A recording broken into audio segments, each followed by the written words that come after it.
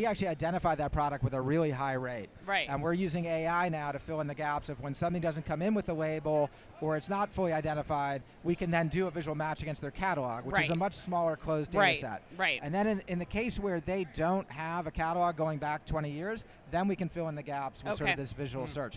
But that's not our core problem. To be honest, our core problem with acceptance is just brands realizing that they can and should do this, and that this isn't like something that is like just for the environment. It's actually for their business. The customers are expecting it. It's going to help them grow their business. It's going to help them be profitable. What gets them over the hurdle? A lot of meetings, to be honest. Like this is not a case where we're starting to see it more where like people come out with RFPs, they know they want to do this. Yeah. That's very exciting.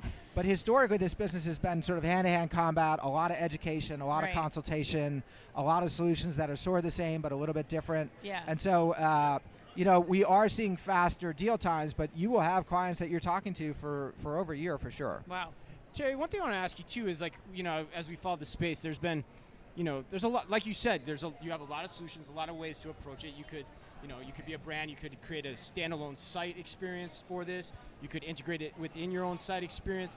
Is there a right or a wrong way to do it? Are there multiple options for how do you do it? How do you think through all that as you're talking to these retailers and having all these meetings with them?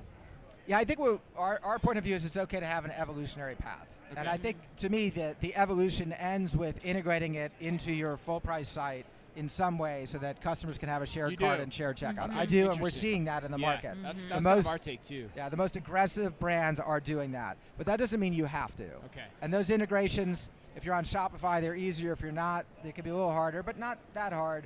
But usually it requires integration with the WMS and the ERP. And so maybe you don't want to do that. We have plenty of other solutions where you really don't have to do anything, right?